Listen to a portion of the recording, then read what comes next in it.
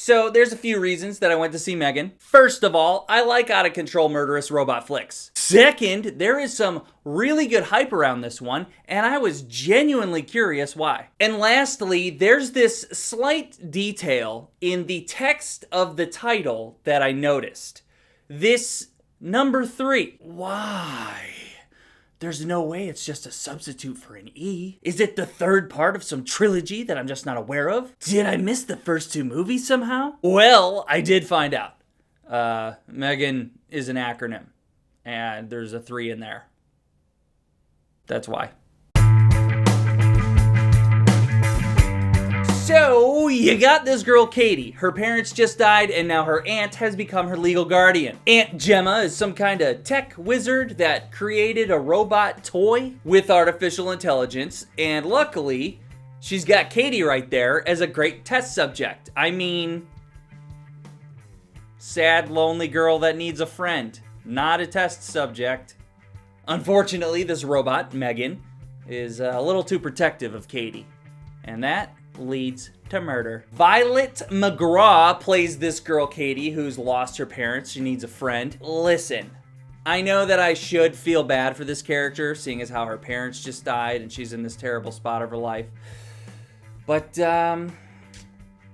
she fucking sucks. She's always pouting and lashing out and being a little asshole. And I know I should be more understanding. But the scene before her parents die, she was being a fucking snot. The only time she's happy is when she's hanging out with her creepy robot doll. Acting-wise, I thought it was an okay performance. I didn't see much range there because she was mostly just sad and mopey. It was fine. I haven't seen much of Allison Williams since Get Out. Where you been, girl? Okay, she's been in some stuff. I just haven't seen it.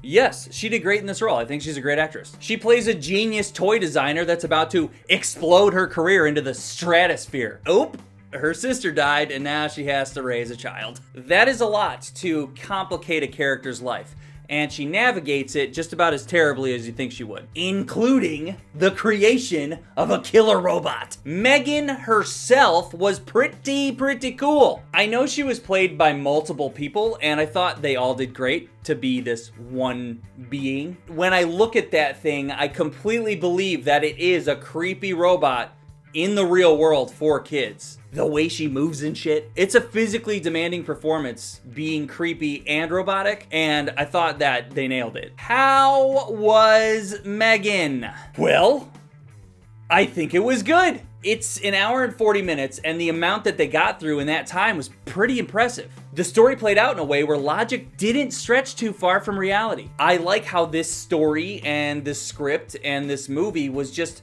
put together like a robot. If there was an actual toy that came out that took most of the stress and chores off of parents, it makes perfect sense that capitalism and greed would push this product out before it was fully tested. And I am absolutely on board with the reasoning behind that. Do you think if they had any idea how huge Tickle Me Elmo would be, they'd bother putting the skin on it? Now that I think about it, Tickle Me Elmo without the skin, way creepier than Megan. Early on, they did something very simple that won me over. And you know what that was? It was a RoboCop reference. They didn't steal it from RoboCop, they just referenced RoboCop because they knew that I knew it was a RoboCop reference. They knew the fucking nerds like me would go, fuck yeah. I appreciate that kind of shit. Megan is this creepy prototype toy that kind of looks like a person. So the first time anyone in the real world sees her, their first reaction is, what the fuck is that? Which is a genuine reaction to when you see things you don't quite understand that look creepy.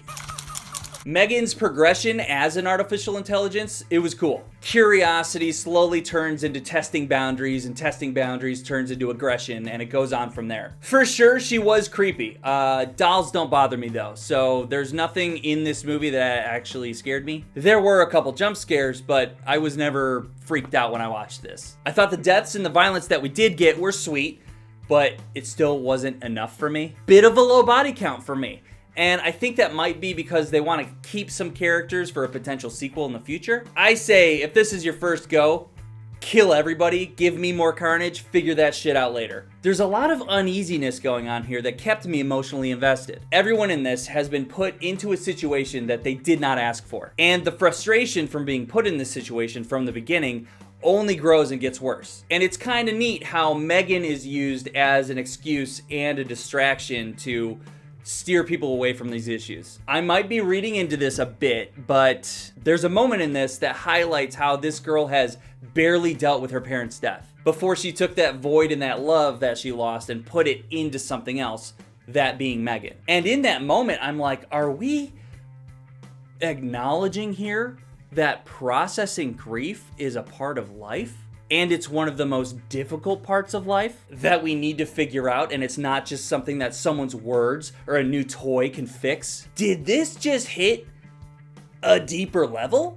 I believe it did. There's also some humor and some fun here, but they don't overdo it with the silliness. It's well done. And I think that's my overall assessment here of what Megan is.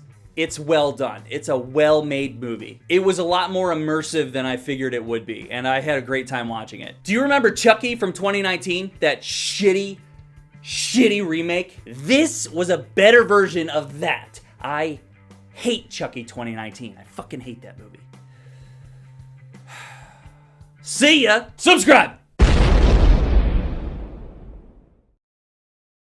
So, I was thinking about it, and I know that they want me to think that Megan is an acronym for something, but I have a different theory. What if Megan was designed to be evil? Not just designed to be evil, but designed after someone that was already evil. Designed after someone specific. What are you? Megan.